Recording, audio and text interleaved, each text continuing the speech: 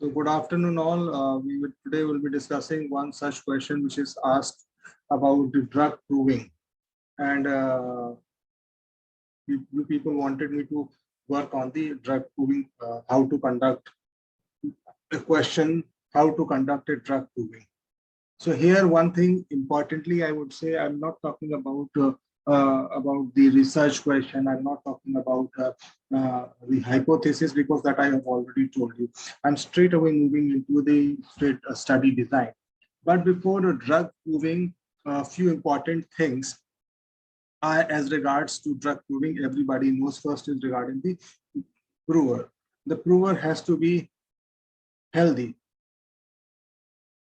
Now, the healthy in today's condition would be like apparently healthy. So once he does not have any symptoms of disease, or in the past he did not have any disease which is containing to the present. So we just consider the people who are not diseased at this point. At this point, nobody is diseased. And how do we evaluate? We evaluate by the examinations. Now, the similar general physical examination from head to toe is done, and then there are few examinations, for example, X-rays, and few lab parameters, for example, LFT, KFT, USG.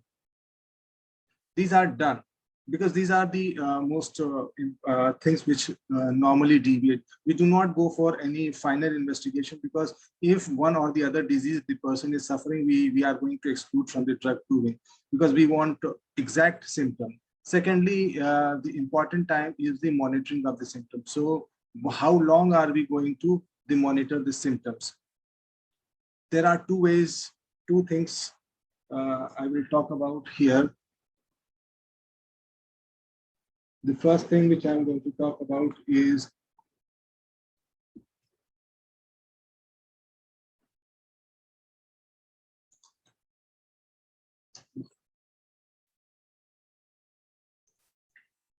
the monitor. When I'm talking about the monitoring of the symptoms, I'm talking about the monitoring the time after they disappear. First of all, how long you are going to give medicine, how long you are going to give medicine.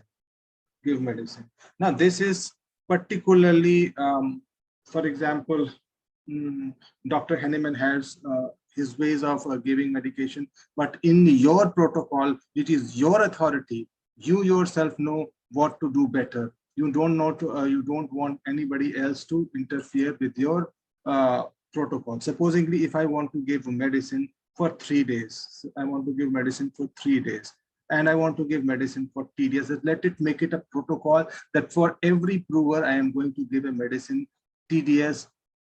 Now I have to choose here. What I have to choose? I have to give medicine in varying potency, or I have to choose just one medicine, one potency. But as far as I consider, this varying potency will be a better option. You do not know which potency you are going to get symptom. But most important point is this varying potency will be given not all at one time, not all at a time. Supposingly, if you want to give medicine, there are two ways of doing it. First, you finish up with one potency. You record all your symptoms. You record the symptoms. Or the other way around is that when you do not get any symptoms for a specified period, then you raise your potency. Now, this is the better option. You do not have a specified symptoms, you raise the potency. Now, when I say this is the 3 days time, you should have the symptoms. You should have the symptoms after 3 days at least 1 or 2 of the symptoms. You should have at least 1 or 2 of the symptoms.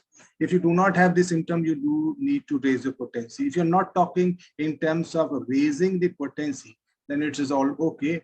You have to keep this prover aside. But in my perspective, you give the medicine and you have it. But there may be one other scenario. You gave the medicine and you started having the symptom from the second day itself. When you had the symptoms from the second day itself, that means you do not give the medicine further. You do not further give the medicine. This is how what Hahnemann says. We do not want to spoil and you do not want to bring out any aggravations, because this is not your clinical practice. This is your homeopathic proving. Supposingly this is second day you have the symptom. Once you have the symptoms on the second day, I am not going to proceed further with any of the symptoms. Now the third important thing is the medical examination. As I've already told you about the medical examination, this medical examination is why very important. This medical examination, when and how this medical examination. First is the initiation of the study. You should not have any gross changes in your examination. All have to be under the normal limits. Then you are going to proceed. Then after giving the medicine, once you have the symptoms, once I have the symptom, then also I will have this medical examinations.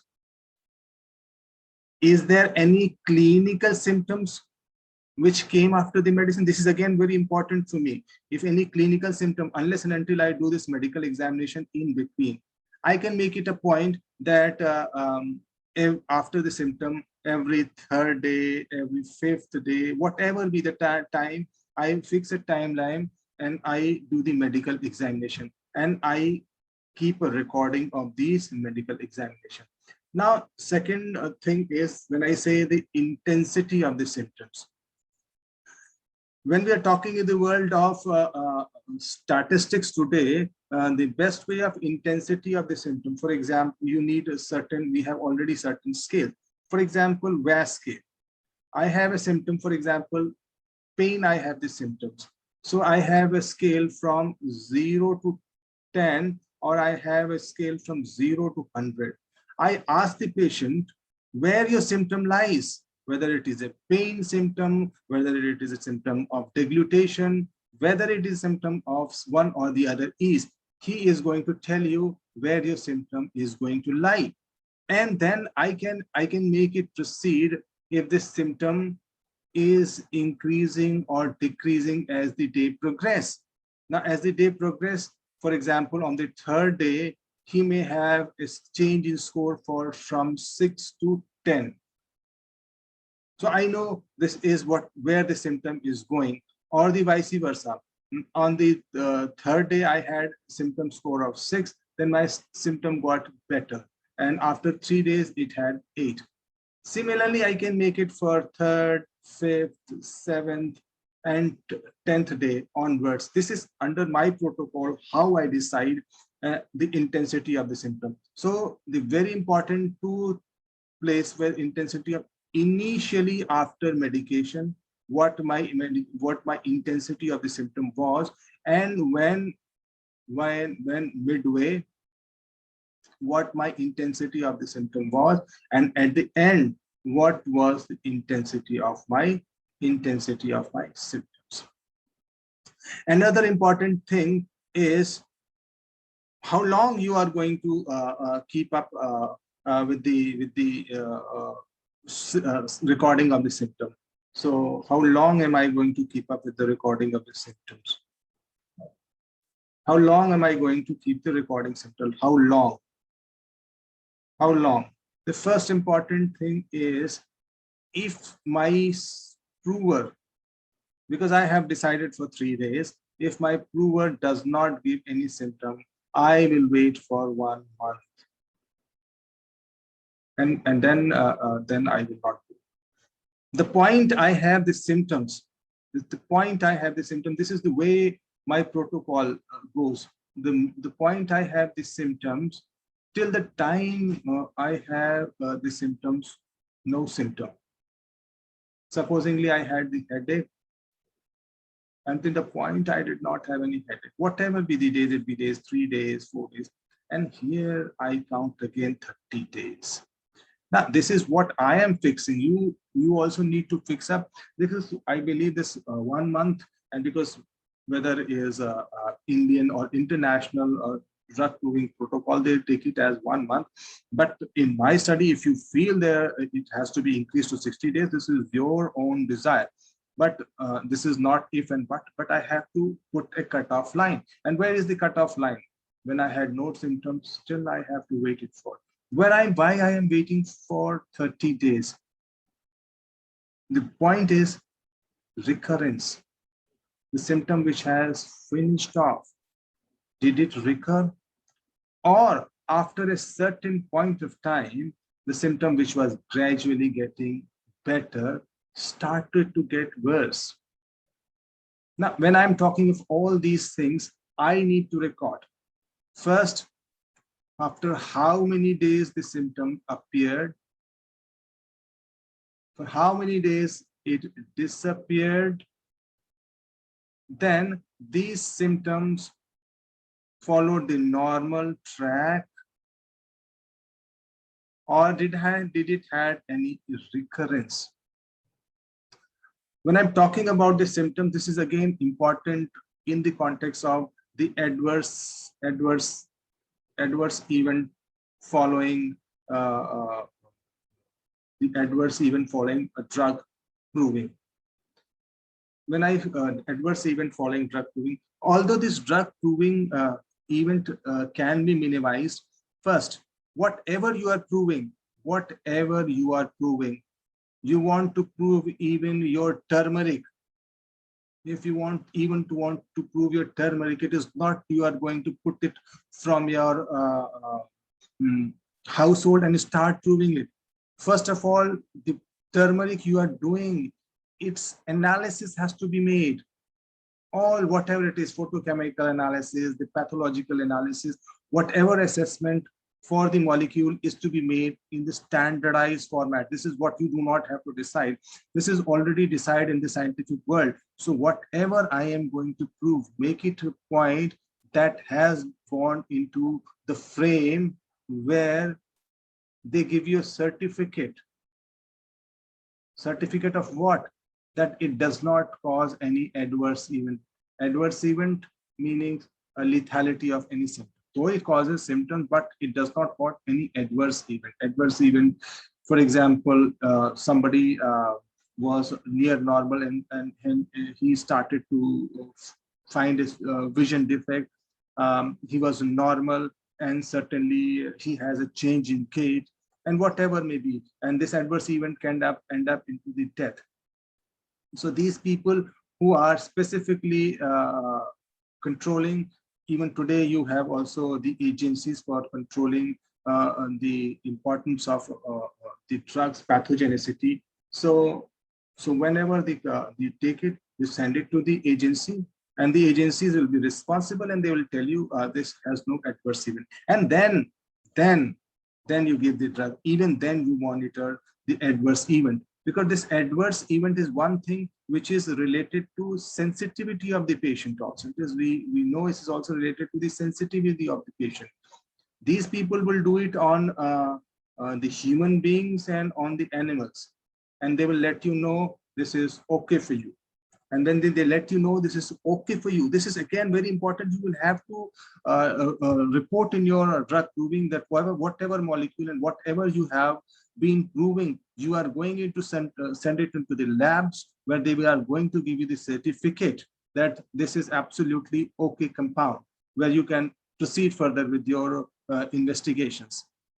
Then you will again have to look into the adverse event. For example, if I talk about, even people are talking these vaccines are very good, but there are, let me say, 0.001% people who are ending into fatality also. So what is that adverse event? So if I do not take into the track of the adverse event, I will not be able to minimize the lethality, or I am not able to bring a good thing into it. तो सबसे पहले हमने क्या किया कि सबसे पहले हमने इम्पोर्टेंट चीज है, यहाँ से एक बार हम रिकैप करेंगे फटाफट, बिकॉज इज वेरी इंपॉर्टेंट.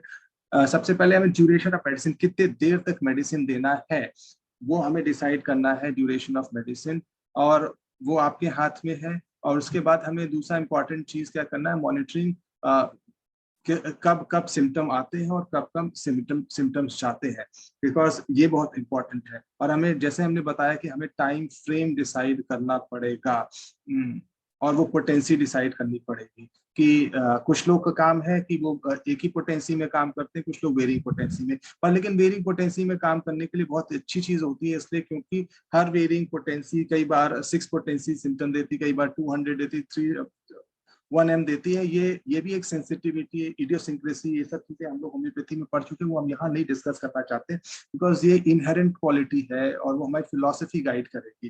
तो इसलिए रेजिंग द पोटेंसी अच्छी चीज है, लेकिन कब रेज करेंगे, ऐसा नहीं आज दिया 2 दिन, हमें डिसाइड करना पड़ेगा वो कट ऑफ पॉइंट जब हम पोटेंसी रेज करेंगे।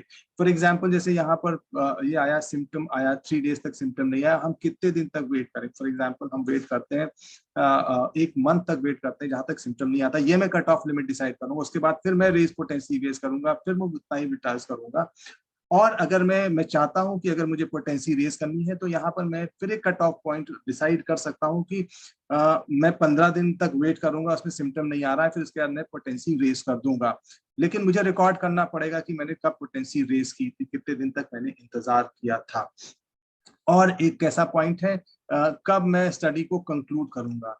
मैं स्टडी को जब कंक्लूड करूंगा जब आखिरी पेशेंट सिम्टम को आया था, उसके बाद हम कितने दिन का वेटिंग पीरियड करेंगे, जिसे वॉशिंग आउट पीरियड भी कुछ लोग बोलते हैं। वो वॉशिंग आउट पीरियड क्या होता है कि जब से सिम्टम आया था और उसके बाद कब तक वेट करेंगे कि वो सिम्टम चला गया। दूसरा washing out period after the symptom, मानी कि सिम्टम खत्म हो गया है और उसके बाद भी हम वेट कर रहे हैं ताकि देखने के लिए कि कब तक वो रिकरिंग सिम्टम नहीं आ रहा है। तीसरी चीज, हम इंटेंसिटी ऑफ सिम्टम की बात कर रहे थे। इंटेंसिटी ऑफ सिम्टम, जिसके बारे में अभी तक हमारी जो जितनी भी होम्योपैथिक प्रूविंग है वो ज्यादातर बेस्ड है कि कितने लोगों ने प्रूव किया। अच्छी बात है, बिकॉज हम आगे जैसे प्रोसीड करेंगे कितने लोगों ने प्रोसीड भी किया, वो भी अच्छी चीज है। लेकिन अगर हम साइंटिफिक टूल, जब हम अब हम स्टैटिस्टिक्स की बात कर रहे हैं, हमारे पास ऑलरेडी एनालाइजिंग टूल्स हैं। फॉर एग्जाम्पल वैस है, ऐसे नंबर ऑफ स्केल्स हैं, या क्वालिटी ऑफ लाइफ असेसमेंट, बहुत सारे स्केल्स हैं जहां से हम इंटेंसिटी पकड़ सकते हैं, ताकि इंटेंसिटी के बारे में बता सकते हैं कि इंटेंसिटी, और वो इंटेंसिटी कब बढ़ रही है, कितनी बढ़ रही है, कैसे बढ़ रही है। Now we go straight away into the study design.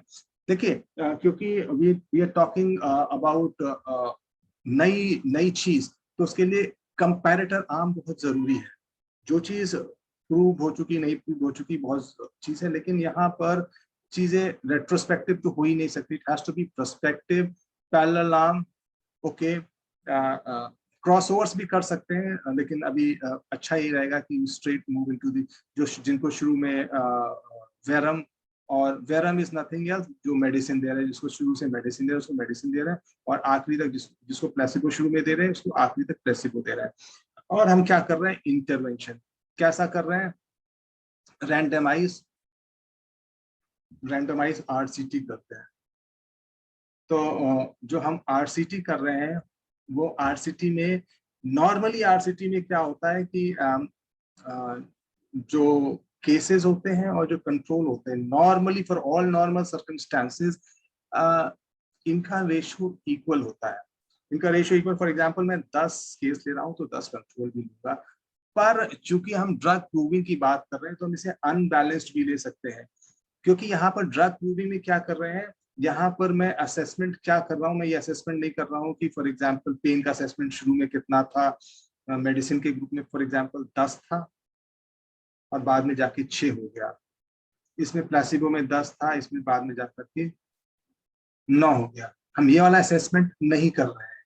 हम क्यों प्लेसिबो का असेसमेंट कर रहे हैं, यहाँ पे ये बात समझने की होगी, क्योंकि important point, please note here what I am doing, whatever the placebo symptoms are coming, that I am going to remove from the Verum group symptoms, from Verum group symptom. For example, ये जो placebo वाले थे, एक तो placebo वाले symptom final analysis में हम नहीं लेने वाले, लेकिन एक कॉमन पॉइंट सिम्टम मिलेगा जो होंगे। फॉर एग्जांपल मेरे पास 50 सिम्टम्स इसके आए थे और वेरम ग्रुप के 300 सिम्टम्स आए थे, लेकिन ये जो 50 सिम्टम थे वो वेरम ग्रुप यानी कि मेडिसिन के साथ कॉम्बिनेशन था। तो फाइनल जो एनालिसिस के लिए मैं बात करने वाला हूँ, क्या बात करने वाला हूँ, 300 में से 50 माइनस करके 250। तो यहाँ पर प्लासिबो, जो आरसीटी की बात हो रही है और जो प्लासिबो की बात हो रही है, उन दोनों आर्म्स का इनिशियल और फाइनल लेग्स का असेसमेंट नहीं कर रहे हैं, जो normal we do it in the normal circumstances, और इनके कंपैरिजन करते हैं, चाहे वो मीन हो चाहे कोरिलेशन हो, whatever it is, we are not doing it. We are doing यहाँ पर सिर्फ ये करना होता है कि जो सिम्टम्स हम हो रहे हैं, जो कॉमन सिम्टम्स हैं, उनको एक्सक्लूड कर देते हैं टू रिमूव द बायस। दूसरा मास्किंग क्या है? Double blind comparator arm. Double blind का मतलब है एक तो for example cases and control की बात करें, इनको मेडिसिन मिला है, इन लोगों को खुद नहीं पता है, जो आदमी इनको मेडिसिन दे रहा है, somebody is giving the medicine, I say investigation, so these people also don't know it, these people also know it, जो इन्वेस्टिगेटर इन्वेस्ट कर रहा है उसको भी नहीं पता, he also doesn't know, so this is double blind, somebody who is giving them medicine, the third party is giving medicine and who is making the final analysis. He is not allowed to make analysis, he is just going to make an observation, and observation he is going to pass on to the third party. So जो investigator है उसका सिर्फ काम है observation करना और उसको result को आगे फॉरवर्ड कर देना, और फाइनल एनालिसिस का थर्ड पार्टी का काम होगा। जब ऐसा होता है तो we always talk about double blind, and this is good. जहां पे आप प्लासिबो एंड पॉइंट क्लासिफिकेशन, जैसे मैंने बोला था, डिसअपियरेंस ऑफ सिम्टम्स और रिपेयर करते हैं, तो हमें वो कट ऑफ पॉइंट, जैसे मैंने प्लासिबो का भी हम कट ऑफ, जैसे हमने अभी तक मेडिसिन के बारे में बात कही थी, 30 दिन का कट ऑफ पॉइंट है, वैसे प्लासिबो का भी हम 30 दिन का कट ऑफ पॉइंट, लेकिन 30 दिन का कट ऑफ पॉइंट कब से लेते हैं? जब से ये भी सिम्टम फ्री हो जाता है, ये कहता है कि मुझे सिम्टम नहीं लेना है। अच्छा, तो मुझे ये मेरी स्टडी प्रोटोकॉल, मेरा टाइमलाइन डिसाइड करेगा कि कितने दिन तक स्टडी कंडक्ट करनी है। आइडियली जो स्टडी कंडक्ट करनी होती है, तो जब तक सिम्टम्स आते रहते हैं तब तक स्टडी कंडक्ट, लेकिन फिर भी कोई तो कट ऑफ पॉइंट होगा जहां तक स्टडी होगी। It should not be less than an year, जहां पे कुछ सब्सटेंशियल एविडेंस मिलता रहेगा। एंड एक इंपॉर्टेंट चीज और है, एक बार आपने मेडिकेशन दे दिया, जैसे मैंने ट्राई कहा था, 3 दिन का दिया मेडिकेशन, अब हम ये नहीं करेंगे कि फिर यही पोटेंसी में मेडिसिन, अरे नहीं आया symptom, we are going to repeat this, no we are not going to, if we are to repeat, we are to repeat with increased potency, please note that. वही पोटेंसी हम बीच बीच में नहीं करेंगे, या कभी हमें लगता है कि ये सिम्टम्स आ रहे हैं और ये सिम्टम्स खत्म करने के लिए ये करेंगे, वो भी नहीं करेंगे। और यहाँ पर at no point of time you are going to give any other homeopathic medicine, कोई भी other homeopathic medicine हमें नहीं देनी है। At no point of time you are going to give any medicine, because this is again going to spoil up the case. अगर आपको कुछ भी दिक्कत होती है, you will start giving any other medicine once you exclude him from the study. एक बार study से exclude करते हैं, फिर वो आपकी मर्जी, आप कैसे क्या करना चाहते हैं, लेकिन एक द पॉइंट जब तक आप कर रहे हैं, we are not going to do it. अब before going to data processing we need to record the symptoms. तो जैसे होम्योपैथी बोलते हैं, मैंने आपको पहले बताया, symptom, location, sensation, modality, characteristic symptoms के आधार पर देखिए। दूसरी चीज हमने बोला था clinical examination, that is clinical examination findings. Yeah, clinical examination findings, when I say clinical examination findings are to be recorded, I say initial में normal होना चाहिए, it has to be normal। ऐसा नहीं है कि हमने कुछ तय कर लिया कि ठीक है भाई, जॉन्डिस is 3 ये भी लेकर के चलेंगे, no, if it is clinically 1 से कम होना चाहिए तो 1 से कम होना चाहिए आपकी इनिशियल उसमें। पर जैसे कि मैंने आपको बताया कि मिडवे में it get raise, it is okay, midway it get raise, we do not start to be giving any other medication और allopathic medicine till it is drastically increased and you want you take it under the adverse event. तो आप यहाँ भी monitor करते रहो, कुछ दिन तो आएगा जिस दिन ये क्लिनिकल मैनिफेस्टेशन, चाहे वो लैब फाइंडिंग के फॉर्म में हो या फिर सिम्टम्स के फॉर्म में हो। यहाँ पर जैसे फॉर एग्जांपल मैंने क्या लिया था एग्जांपल, आई टूक, चलो SGOT को ही हमने ले लिए। SGOT जो initially for example was 25, Midway जाकर के वो 100 हो गया, 5 दिन बाद से 5 दिन बाद सिम्टम के अपीयर होने के बाद, फिर सिम्टम के अपीयर होने के 5 दिन बाद फिर वो 45 हो गया और उसके 5 दिन बाद वो फिर 20 हो गया। So this is coming, so this is the way मुझे रिकॉर्ड करना है। दूसरा फॉर एग्जांपल सिम्टम आया, जो साइन आया, साइन की बात कर लें, फॉर एग्जांपल इन्फ्लेमेशन, रेडनेस आ गई, दवा लेने के बाद हाथ में रेडनेस आई। रेडनेस की फॉर एग्जांपल जैसे इंटेंसिटी ली वैस स्केल में, शुरू में सिम्टम आने के सेकेंड डे पे वैस स्केल में फॉर एग्जांपल रीडिंग वाज 8 और उसके बाद after 10 days this reading became 0। तो मैंने ये साइन को भी एसेस किया। सिम्टम को मैंने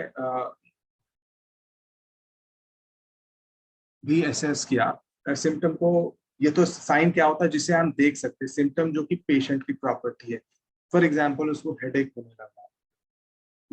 होने लगा और जो हेडेक उसको होने लगा उसको फिर पेशेंट की इंटेंसिटी से हम रेट कर ले। ये तो क्लिनिकल साइन तो पेशेंट ये डॉक्टर करेगा, this doctor will do it या investigator is going to do it and he is going to. लेकिन हेडेक का तो जो भी इंटेंसिटी है this patient will tell you.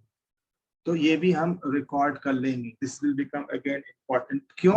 क्यों इम्पोर्टेंट है? बिकॉज ड्रग प्रूविंग आज की डेट में ये क्लिनिकल सिम्टम्स बहुत ज्यादा इम्पोर्टेंट है। अगर ये क्लिनिकल सिम्टम्स की भी प्रूविंग हो जाएगी तो that will be very good. फिर पैथोलॉजिकल इन्वेस्टिगेशंस, फॉर एग्जांपल जैसे मैंने सारे आपको बायोकेमिकल मार्कर्स के बारे में बता दिया। ये बायोकेमिकल मार्कर्स, कुछ बायोकेमिकल मार्कर जो हमने शुरू में कराए थे, for example FT, KFT, USG वगैरह। तो ये सब चीजों में, क्योंकि अगर लाइक वाइज सिम्टम्स जैसा आता है वैसे हम अब इन्वेस्टिगेशन के लिए प्रोसीड कर सकते हैं। फॉर एग्जांपल पेट में बहुत ज्यादा दर्द हो रहा है और जो 1-2 दिन में नहीं खत्म हो रहा है, तो you can go for USG. आपको समझना पड़ेगा कि कोई पैथोलॉजी चेंजेस तो आपकी दवा नहीं लेकर के आ रही है। This is very important. So first I talked about the data recording becomes very important. Data recording खाली यही नहीं है जैसे लोगों ने क्या लोकेशन, सेंसेशन, मोडालिटी के हिसाब से कर लेनी। जो क्लिनिकल फाइंडिंग है उसका एग्जैक्ट रेलेवेंस इंटेंसिटी के साथ हमें रखना है। जो इन्वेस्टिगेशन है उनकी प्रॉपर वैल्यूज के साथ रखना है, ताकि बाद में हम उनके चेंज को डेसिफर कर सकते हैं, चेंज कितना हुआ। तो क्या वो जो मेडिसिन जो मैं प्रूव कर रहा था वो सिम्टम्स के ही एस्पेक्ट में अच्छी थी, या फिर वो क्लिनिकली मेरे लिए बहुत अच्छी थी, या फिर वो मेरे लिए पैथोलॉजिकली भी बहुत अच्छी थी। उसके बाद हम अगले पे जाएंगे। We go into the characterising of the symptom. हमें सिम्टम्स को कैरेक्टराइज करना है। ये मैंने एक different, I have taken format which Indian drug proving committee does it, and this is internationally acclaimed. You want to make it your own classification, that is all okay. आपको कैसा assess करना है, but लेकिन अगर कोई चीज जो scientifically proved है वो बहुत अच्छा होता है, क्योंकि इस पे ऑलरेडी बहुत सारा काम हो चुका है। CCR, even this protocol has been taken by the Western world, also European nations also, when you they do it on this classification. जब कोई चीज classification इस ग्राउंड में इंटरनेशनली हो रहा है तो बाद में आपको कंपेयर करने में आसान हो जाएगा जब मेडिसिन को रिप्रूव कर रहे होगे। तो मेरा मानना है आप सिम्टम्स को क्लासिफाई कैसे करते हो, you do it on the basis of any पर literature, your own convenience, but that has significance बता सके। जो कन्वीनियंस ले रहे हैं वो सिग्निफिकेंस बता सके। अगर सिग्निफिकेंस नहीं बता सकता तो यूजलेस है। और आप कोई होम्योपैथिक लिटरेचर के हिसाब से, किसी की पर्टिकुलर फिलॉसफी के हिसाब से ले सकते हो, लेकिन फिर कंपेयर करना मुश्किल होगा दूसरे लिटरेचर के साथ जब मेडिसिन रीप्रूव कर रहे होंगे। इसीलिए I purposely took up which Indian government does it, your homeopathy world does it। उसमें उन्होंने क्या किया, सिम्टम इस तरह से करते हैं। बताने का मतलब यही है, new symptoms which are not previously experienced. ऐसे सिम्टम्स जो कभी पेशेंट ने फील नहीं किया होगा। पहले तो इंपॉर्टेंट चीज क्या है, आज की डेट में कोई सिम्टम नहीं फील कर रहा, लेकिन मान लो सर दर्द आता है और उसको थ्रॉबिंग हेडेक और सर घुमाने से उसका सर दर्द बढ़ता है, ऐसा सिम्टम्स को बार बार एपिसोड्स होते रहे हैं, तो वो एक नया सिम्टम नहीं है। लेकिन दवा देने के बाद वो सिम्टम आया है, you will have to record it here, और उसके साथ ये भी बताना पड़ेगा ये सिम्टम प्रीवियस में भी आता रहा है। फिर दूसरा इंपॉर्टेंट चीज है unexpected worsening and aggrieving of the recurring symptom. जो आपको सिम्टम आया, फॉर एग्जाम्पल हेडेक आया था, उसकी इंटेंसिटी कुछ बढ़ी, लेकिन हर दिन उसकी इंटेंसिटी बढ़ती चली जा रही है। और रिकरिंग सिम्टम मतलब ये सिम्टम 3 दिन तक आया था, फिर 5 दिन तक ये सिम्टम गायब रहा, फिर ये आ गया, 1-2 दिन रहा, फिर चला गया। तो this is the recurring symptom. Her symptom recurring हो सकता है, हर सिम्टम ही रिकरिंग हो सकता है। तो यहाँ भी अगेन इंपॉर्टेंट है, ये रिकरिंग सिम्टम खत्म हो जाएगा तब से वो 30 दिन का कट ऑफ डेट होगा। ये नहीं है कि रिकरेंट सिम्टम यहाँ से आ रहा था और उसके बाद आपने 30 दिन का कट ऑफ डेट लिया, जो मैंने कट ऑफ डेट के बारे में आपसे पहले बात की थी। फिर दूसरा अनएक्सपेक्टेड चेंज और improvement in ongoing recurrent symptoms. तो यहाँ पर पहली चीज वर्सनिंग की बात हो रही थी, इसी तरह हम इंप्रूवमेंट के बारे में भी बात कर सकते हैं। Third is unexpected recurrence of the past system. So this is again very important. The patient has recurrent episodes of few of the symptoms. So these symptoms will again recurrent. अब ये recurrent symptoms क्यों मेरे लिए important है? क्योंकि ये patient को normally होता है, तो जो मैं क्लिनिकल फाइंडिंग से, फॉर एग्जांपल मेरे पास 130 सिम्टम आए थे और मैंने प्लासिबो घटाने के बाद 130 सिम्टम बचे थे, इसमें रिकरिंग सिम्टम भी 20 थे, तो मैं 20 सिम्टम भी यहाँ से माइनस करने वाला हूँ। क्यों? क्योंकि उसको तो मुझे बार बार ये आता ही है, जैसे ही मौसम चेंज होता है मुझे खांसी हो जाती है, और अभी भी मौसम चेंज हुआ है और खांसी होने जा रही है। तो this is my recurring symptom जो कि हो रहा है। तो ये 20 सिम्टम, इस तरह के 20 सिम्टम मैं यहाँ से माइनस करने वाला हूँ। तो अब मेरे पास कितने बचे? 110 सिम्टम, इसीलिए इंपॉर्टेंट है। प्लासिबो के सिम्टम भी इंपॉर्टेंट है, रिकरिंग सिम्टम भी इंपॉर्टेंट है। अब यहाँ पर ये मेडिसिन लेने के बाद सिम्टम किस तरह का कोर्स ले रहा है, this is course of the symptom, sequelae of the symptom. तो ये इंपॉर्टेंट इसलिए है क्योंकि आपको पता होगा मेडिसिन देने के बाद किस किस तरह सिम्टम जा सकता है। कुछ बार लोग नॉर्मल हो जाता है, लेकिन जब आप लोगों को पहले से बता रखोगे, बैक्टीरिया मेडिका में से पुटअप करोगे, तो अगर जब क्लिनिकल ग्राउंड्स में आया तो आपको पता है कि ये सिम्टम इस तरह मिमिक करता है, तो आप उस तरह के मेजर्स पहले से ही ले लोगे। आपको प्लासिबो बेस रखना है, आपको इंटरकरेंट डालना है, आपको स्टॉप करना है, क्योंकि आपको सिम्टम की पूरी फिनोमेना के बारे में आपको यहाँ पता है। So we are actually looking at all the phenomena of the symptom. तो यहाँ पर 4 कैटेगरी है: new symptom, unexpected change in representing the symptom, and this is unexpected recurrence of the symptoms of the past. अब उसके बाद फिर हम क्या करते हैं? Analysis of the symptom.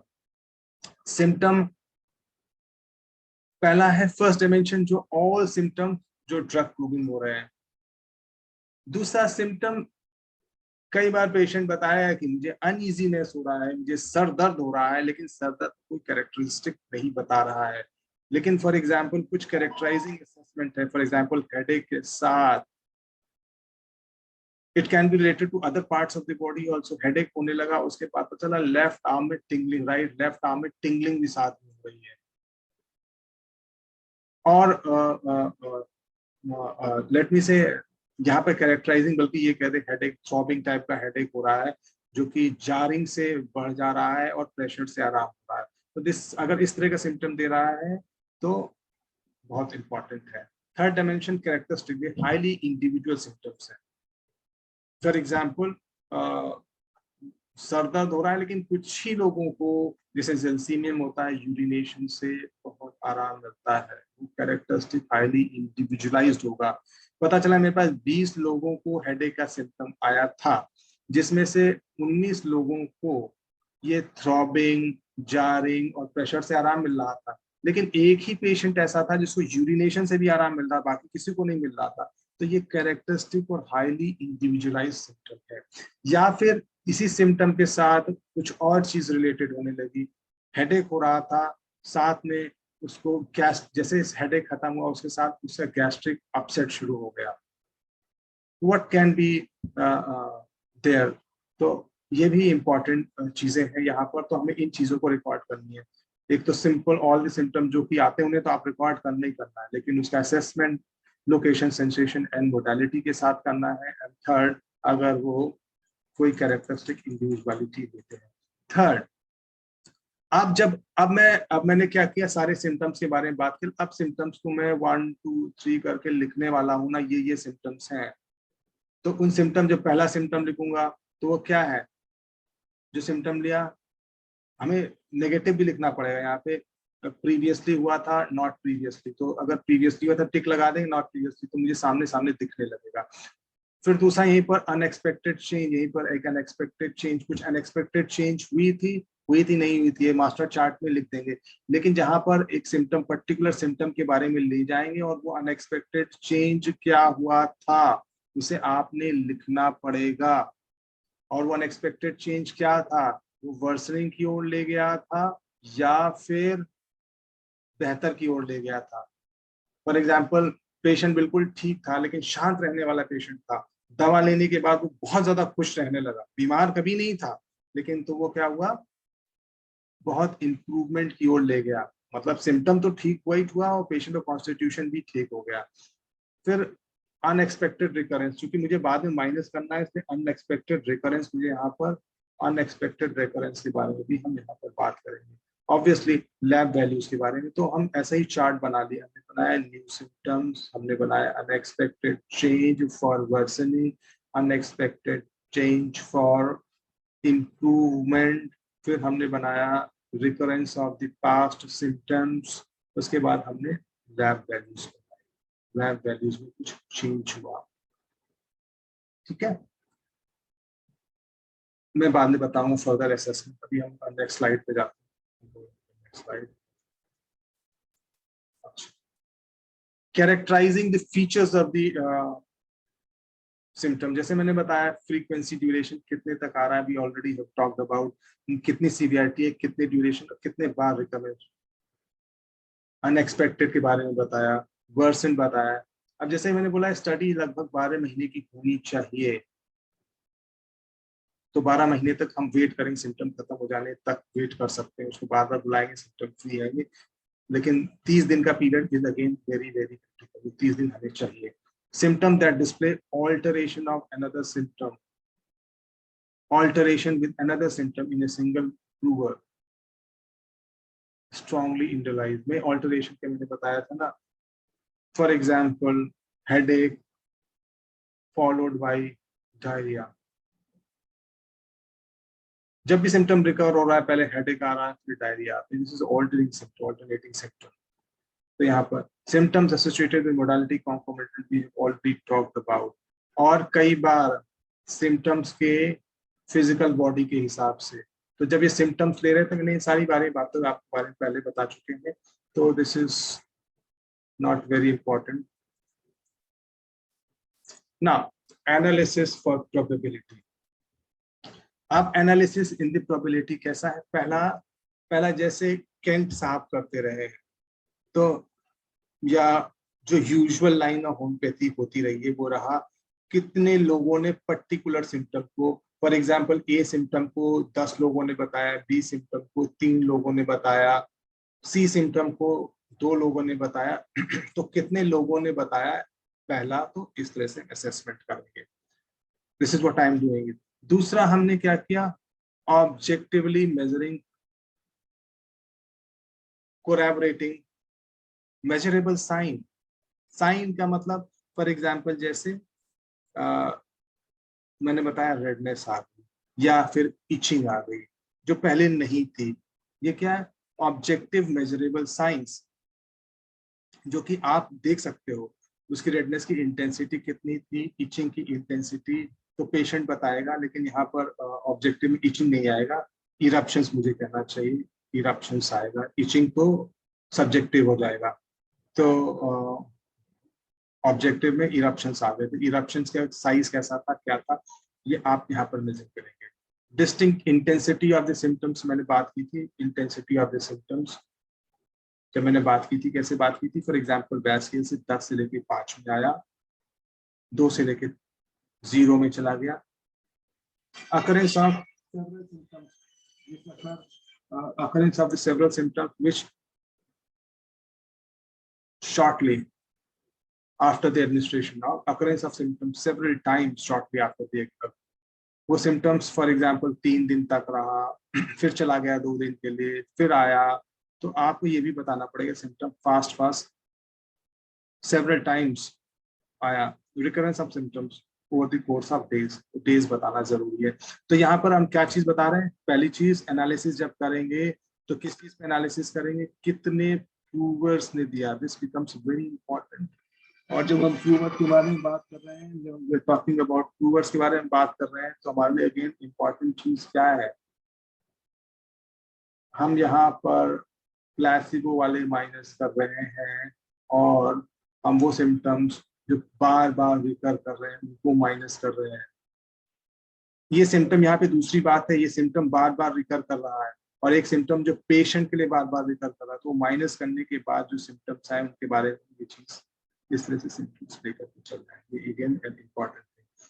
फिर दूसरा इंटेंसिटी हमारे पास, अब देखिए अब स्टैटिस्टिक्स अगेन इज इम्पोर्टेंट। पहले हम जो बात कर रहे थे वो हम बात यहाँ तक कर रहे थे, खाली यहाँ तक बात कर रहे थे, होम्योपैथी में बात होती थी, यहाँ तक बात होती थी। और होम्योपैथी में क्या बात पहले नहीं होती थी, जब तक हम प्लेसिबो कंट्रोल नहीं कर रहे थे तो हम उन सिम्टम्स को भी ले लेते थे जो कि बायर सिम्टम्स थे। फॉर एग्जाम्पल कुछ सिम्टम्स जो दवा ना लेने के बाद भी पेशेंट रिपोर्ट करते हैं, तो वो भी ड्रग प्रूविंग के अंदर चले आ रहे थे, तो ये बायर सिम्टम्स भी हमने हटाए इस वाले अपनी स्टैटिस्टिक नॉलेज का इस्तेमाल करते हुए, जहां पर हमने आरसीटी का इस्तेमाल किया, use RCT, how again statistics is getting important. फिर हमने intensity of symptoms subjectively clinical finding से, जो बहुत कम लोगों ने काम किया था पहले, लेकिन अब यहाँ पर मेरे पास कुछ स्केल्स हैं जो पहले कभी नहीं होती थी, हमने इस स्केल्स के आधार पर इंटेंसिटी का काम कर दिया, दिस अगेन वो पहले कभी नहीं था। फिर हमने पहले शायद इतना लैब वैल्यूज के बारे में बात नहीं होती थी, तो हमारे पास लैब बेस्ड डेटा भी हो गया कि लैब वैल्यूज में भी चेंज करके आते थे, यानी कि अगर पर्टिकुलर ऑर्गन के बारे में बात करेंगे तो ऑर्गन स्पेसिफिक बात भी हम यहाँ बात कर सकते हैं, जो कि पहले सिर्फ सिम्टम के आधार पे कर सकते थे, भाई पेट में दर्द हो रहा है कि अब आपका स्टमक दर्द हो, स्टमक एक हो सकता है। लेकिन अभी जब मैंने देखा कि SGOT बढ़ रहा था या SGPT बढ़ रहा था, यानी लिवर इन्वॉल्व था, KFT बढ़ रहा था, यानी कि आपका किडनी इन्वॉल्व होता है, यानी ये ड्रग जो है वो ऑर्गन स्पेसिफिक ड्रग है या नहीं है, मल्टीपल ऑर्गन इफेक्ट करती है। दिस इज अगेन ये स्टैटिस्टिक्स की knowledge is telling you, statistics is involving what, जितने नॉर्मल पैरामीटर्स हैं, क्योंकि आप स्केल्स का असेसमेंट कर रहे हैं, आप टेक्नोलॉजी का असेसमेंट कर रहे हैं और आप उनको असेसमेंट कर रहे हैं रिप्रेजेंटेशन ऑफ डेटा। आप अपने जब आप रिप्रेजेंटेशन ऑफ डेटा की बात करते हैं, जब आप उनका बार ग्राफ बनाएंगे तो उनकी कंपैरेटिव एनालिसिस कर सकते हैं, हर सिम्टम्स की representation of data, bar graph बना लिया, हिस्टोग्राम्स तो नहीं बनेगा यहाँ पर, पाई चार्ट बन गया, ये कर सकते हैं। उसके बाद फिर मैं क्या कर सकता हूँ, सिम्टम्स का रेशियो और प्रोपोर्शन निकाल सकता हूँ, सिम्टम्स का रेशियो निकाल सकता हूँ, निकाल सकता हूँ, प्रोपोर्शन निकाल सकता हूँ। ये सब पहले नहीं था, पहले सिर्फ क्या होता था, सिम्टम्स की रिकॉर्डिंग हुई, इंटेंसिटी बस रिकॉर्डिंग हो गई कि इन्होंने दी उन्होंने दी। कई बार हमारी रिपोर्टरी में जो 3rd ग्रेड की मेडिसिन दी होती है वो 1st ग्रेड से मेडिसिन से ज्यादा अच्छी निकल जाती है। क्यों? क्योंकि ये पता चला कुछ ही प्रूवर्स ने दिया था, लेकिन अगर उन समय इन्होंने इंटेंसिटी के स्केल पर काम किया होता तो शायद हमें इंटेंसिटी ऑफ सिम्टम्स भी पता चल पाते। ये अगेन इंपॉर्टेंट चीज है।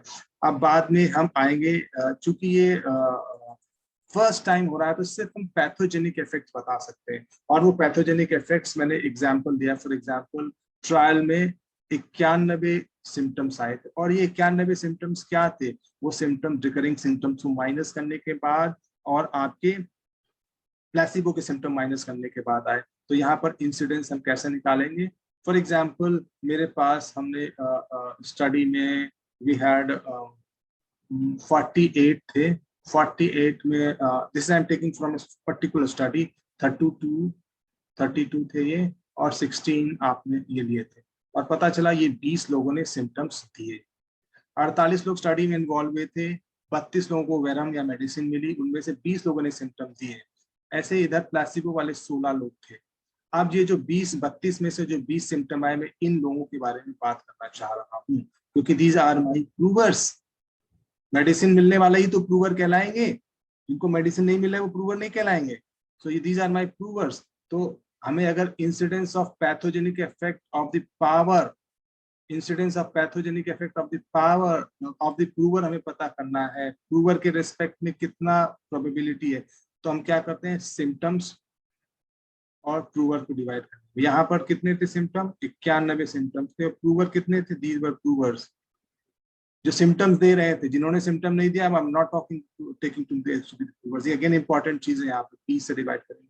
जिन्होंने सिम्टम्स नहीं दिए तो वो मेरे लिए प्रूवर्स नहीं है, इसलिए pathogenic effect of the prover वो नहीं बताने वाले हैं। अब pathogenic effect of the trial के बारे में बात करेंगे, कितनी ट्रायल की इफेक्टिवनेस हुई। तो ट्रायल की इफेक्टिवनेस क्या हुई, कितने लोगों ने एक्चुअली सिम्टम्स दिए। इनको 32 लोगों को दवा मिल रही थी, 32 people were getting the medicine, और उसमें से 20 लोगों ने दिया, तो 20/32। So this will be whatever it is coming. तो pathogenic effect of the trial. अब responsiveness to the number of provers, कितने लोगों ने, भाई ये तो रिस्पॉन्सिवनेस माने नहीं जाएंगे ऑब्वियसली, ये सिम्टम्स जरूर दिए होंगे, लेकिन इन सिम्टम्स से हमें कोई मतलब नहीं है, क्योंकि इन सिम्टम्स को माइनस करने वाले हैं। ये अगेन बीच के 12 लोग बेकार हो गए। तो हमारे पास जो 48 लोग थे, उसमें रिस्पॉन्सिव कितने हुए, 20 divided by the total participant responsiveness. तो what my medicine is telling me, it is telling me कि वो कितना पैथोजेनिकली इफेक्टिव है। जितना ज्यादा ये बात आती जाएगी उतना हमारे लिए अच्छा है, जितनी ये सारी वैल्यूज है उतना हमारे लिए ये बहुत अच्छी चीजें हैं। ये सिर्फ बताएंगी कि ये जो मेडिसिन है वो पैथोजेनिक इफेक्ट हो सकता है। दीज आर द 3 बेसिस जहां पर आपको आउटकम असेसमेंट कर रहे हैं। This is outcome assessment, outcome assessment यहाँ पर कर सकते हैं, ये नॉर्मली कर सकते हैं। अब मैं आपको एक और चीज यहाँ पर, इसलिए मैंने यहाँ पर भी गो बैक किया।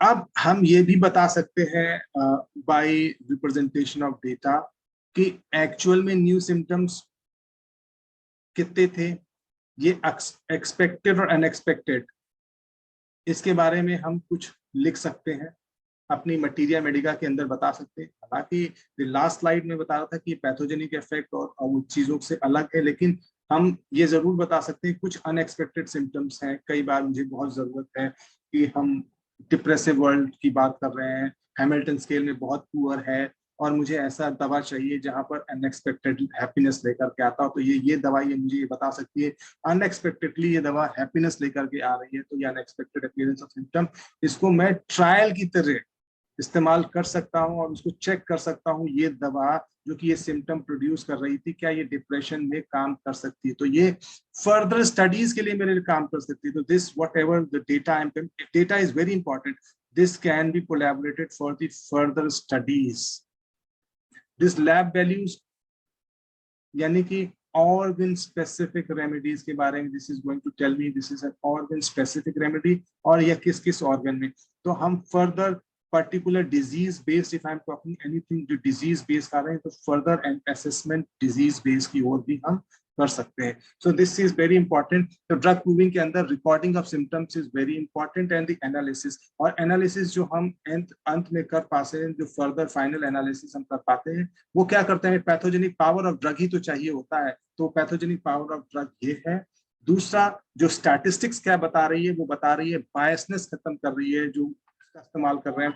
क्लिनिकल मैनिफेस्टेशन को जो साइन एंड सिम्टम है उसको हम एनालाइज कर पा रहे हैं। रिप्रेजेंटेशन ऑफ डेटा, अलग अलग form of representation of data बता रहे हैं।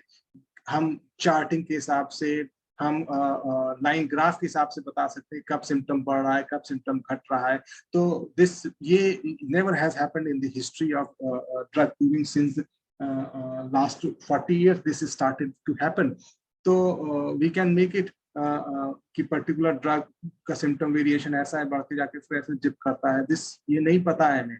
और अगर हम हर लेवल से, तो this is what is scientific evidence is doing, because we are putting the symptom and representing it form of data. अब data when I am doing it, this data का representation can be again assessed with the further studies.